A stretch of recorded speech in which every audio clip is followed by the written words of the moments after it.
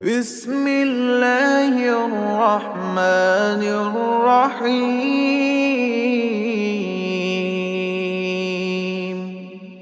রহমান রহিম আল্লাহ তাআলার নামে। الحمد لله الذي أنزل على عبده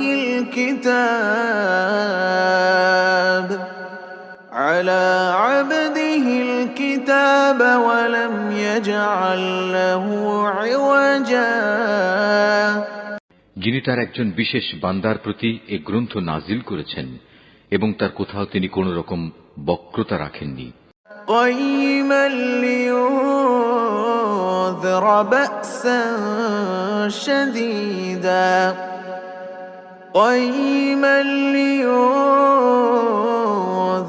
بأسا شديدا من لدنه ويبشر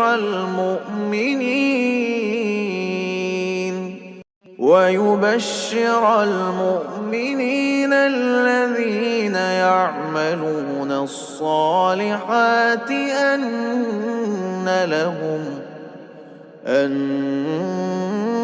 لهم أجرا حسنا। একে তিনি প্রতিষ্ঠিত করেছেন সহজ সরল একটি পথের উপর, যাতে করে আল্লাহ তাআলার পক্ষ থেকে সে নবী তাদের জাহান্নামের আযাবের ব্যাপারে সতর্ক করে দিতে পারে এবং যারা ঈমানদার, যারা নেক কাজ করে তাদের সে এ মর্মে সুসংবাদ দিতে পারে যে তাদের জন্য আল্লাহর দরবারে উত্তম পুরস্কার রয়েছে, যেখানে তারা চিরকাল থাকবে।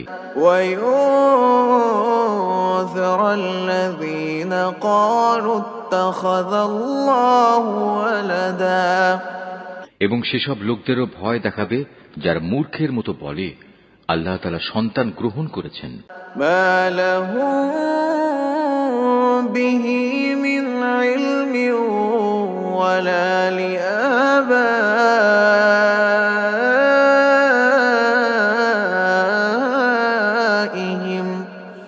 كبرت كلمة تخرج من أفواههم إن يقولون إلا كذبا। এ দাবির পক্ষে তাদের কাছে কোনো জ্ঞান সম্মত দলিল প্রমাণ নেই, তাদের বাপ দাদাদের কাছেও এ ব্যাপারে কোনো যুক্তি ছিল না।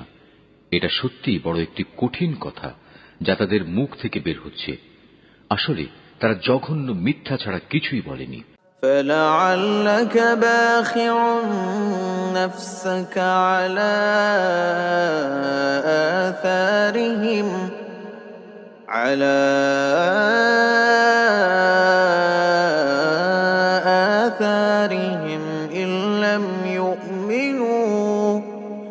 إن لم يؤمنوا بهذا الحديث أسفا। হে নবী, যদি এরা এ কথার উপর ঈমান না আনে তাহলে মনে হয় দুঃখ কষ্টে তুমি এর পেছনে নিজেকেই বিনাশ করে দেবে। ইন্না জাআলনা মা আলাল আরদি زينة لها لنبلوهم أيهم أحسن عملا। যা কিছু এই জমিনের বুকে আছে আমি তাকে তার জন্য শোভা বর্ধনকারী করে পয়দা করেছি, যাতে করে মানুষদের আমি পরীক্ষা করতে পারি যে তাদের মধ্যে কাজকর্মের দিক থেকে কে বেশি উত্তম। وَإِنَّا لَجَاعِلُونَ مَا عَلَيْهَا صَعِيدًا جُرُزًا।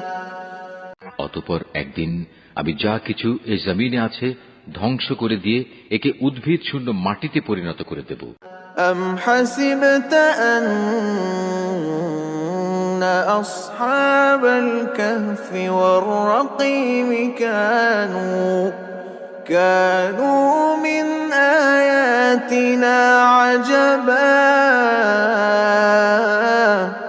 হে নবী, তুমি গুহা ও পাহাড়ের উপত্যকার অধিবাসীদের সম্পর্কে কি মনে করো? তারা আমার নিদর্শন সমূহের মধ্যে একটি বিস্ময়কর নিদর্শন ছিল। إذ أوى الفتية إلى الكهف فقالوا فقالوا ربنا آتنا من لدنك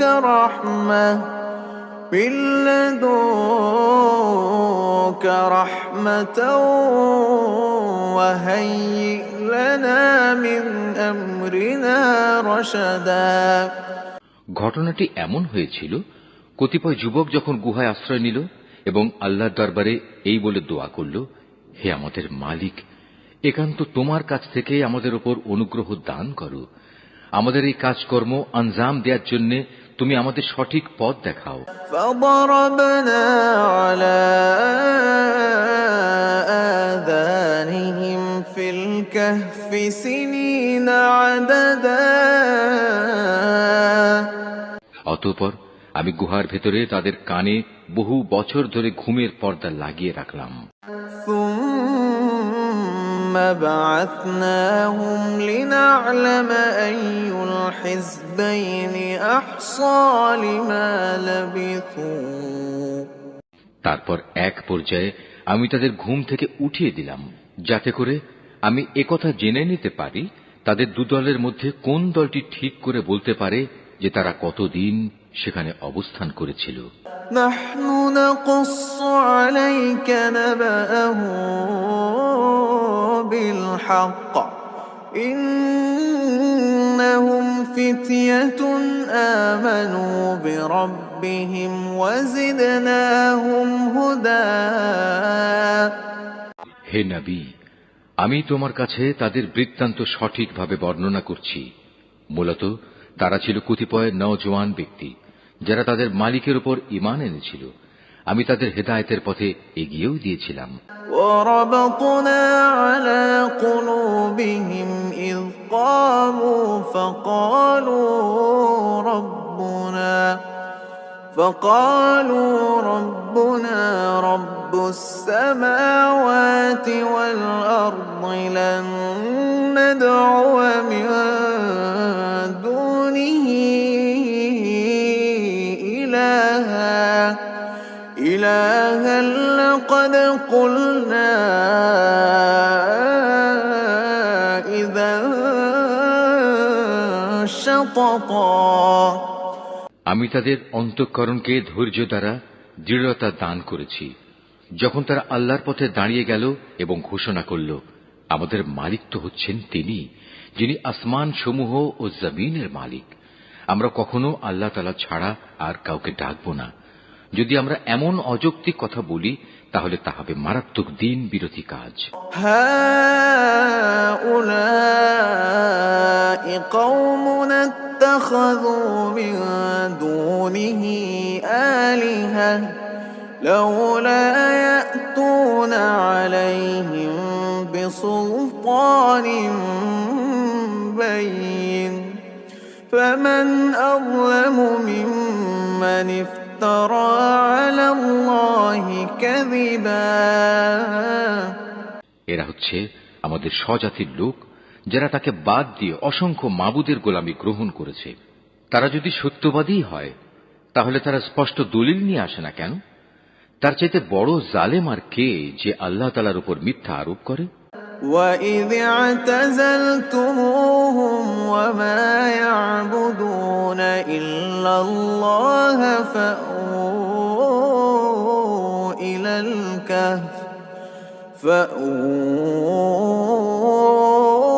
إِلَى الْكَهْفِ يَنشُرْ لَكُمْ رَبُّكُمْ مِنْ رحمته ويهيئ لكم من أمركم مرفقا।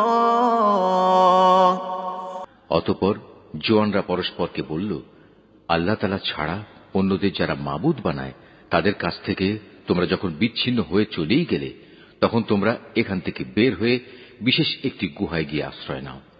তোমাদের মালিক তোমাদের উপর তার রহমতের ছায়া বিস্তার করে দেবেন এবং তোমাদের বিষয়গুলো তোমাদের জন্য সহজ করে দেবেন। وترى الشمس إذا طلعت تزاور عن كهفهم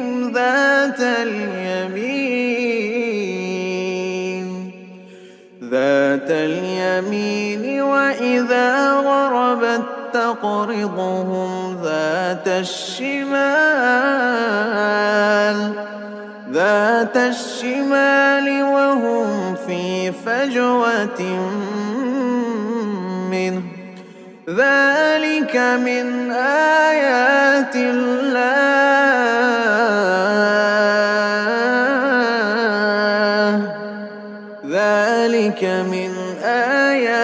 الله من يهد الله فهو المهتد ومن يضلل فلن تجد له وليا مرشدا। হে নবী, তুমি যদি সে গুহা দেখতে তাহলে দেখতে পেতে তারা তার মধ্যবর্তী এক প্রশস্ত চত্বরে অবস্থান করছে। সূর্য তার উদয়কালে তাদের গুহার দক্ষিণ পাশ দিয়ে হেলে যাচ্ছে, আবার যখন তা অস্ত যায় তখন তা গুহার বাম পাশ দিয়ে অতিক্রম করে। সূর্যের প্রখরতা কখনো তাদের কষ্টের কারণ হয় না। আসলে এ সবই হচ্ছে আল্লাহ তাআলার কুদরতের নিদর্শন। এ সব নিদর্শনের মাধ্যমে আল্লাহ তাআলা যাকে হেদায়েত দান করেন সেই একমাত্র হেদায়েত প্রাপ্ত হয়, আর যাকে তিনি গোমরাহ করেন সে কখনো কোনো পথ প্রদর্শনকারী ও অভিভাবক পেতে পারে না।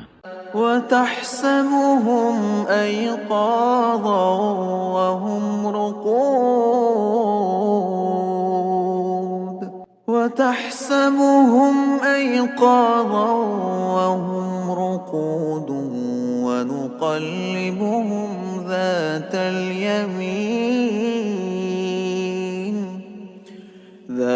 اليمين وذات الشمال وكلبهم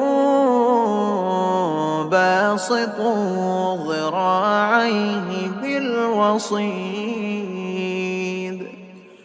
لو اطلعت عليهم لوليت منهم فرارا ولملئت منهم رعبا। হে নবী, তুমি যদি দেখতে তাহলে তুমি তাদের ভাবতে তারা বুঝি জেগেই রয়েছে, যদিও তারা ছিল ঘুমন্ত। আমি তাদের কখনো ডানে কখনো বামে পরিবর্তন করে দিতাম। তাদের কুকুরটি গুহার সামনে তার হাত দুটি প্রসারিত করে পাহারারত অবস্থায় বসেছিল।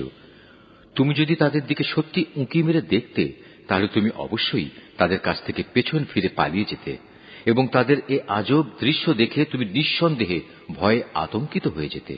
وكذلك بعثناهم ليتساءلوا بينهم قال قائل منهم كم لبثتم قالوا لبثنا يوما أو بعض يوم قالوا ربكم أعلم بما لبثتم فابعثوا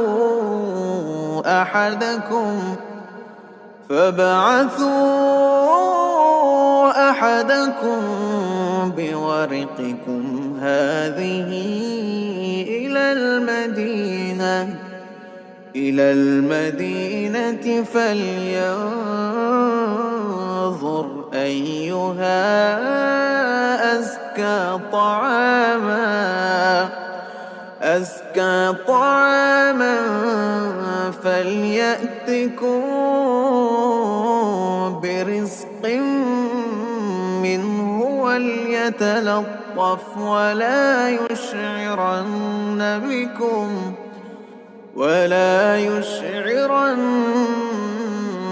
بكم أحدا।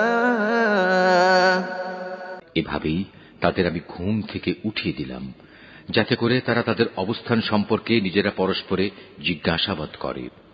কথা প্রসঙ্গে তাদের মধ্যে থেকে এক ব্যক্তি বলল, বলতো তোমরা এ গুহায় কতকাল অবস্থান করেছ? তারা বলল, বড় জোর একদিন কিংবা তার চাইতেও কম সময় আমরা এখানে অবস্থান করেছি। অতঃপর যখন তারা একমত হতে পারল না তখন তারা বলল, তোমাদের মালিকই একথা জানেন, তোমরা এ গুহায় কতকাল অবস্থান করেছ। এখন সে বিতর্ক রেখে বরং তোমরা তোমাদের একজনকে তোমাদের এ রৌপ্য মুদ্রা সহ শহরে পাঠাও। সে বাজারে গিয়ে দেখুক কোন খাবার উত্তম, সেখান থেকে কিছু খাবার তোমাদের কাছে নিয়ে আসুক। সে যেন বিচক্ষণতার সাথে কাজ করে এবং সে যেন কাউকেই তোমাদের ব্যাপারে কিছু জানতে না দেয়। إنهم إن يظهروا عليكم يرجموكم أو يعيدوكم في ملتهم ولن تفلحوا إذا أبدا। যদি তারা তোমাদের সম্পর্কে জানতে পারে তাহলে তারা তোমাদের প্রস্তরাঘাত করে হত্যা করবে, কিংবা তোমাদের জোর করে তারা তাদের দিনে ফিরিয়ে নেবে। আর একবার তেমনটি হলে কখনোই তোমরা মুক্তি পাবে না।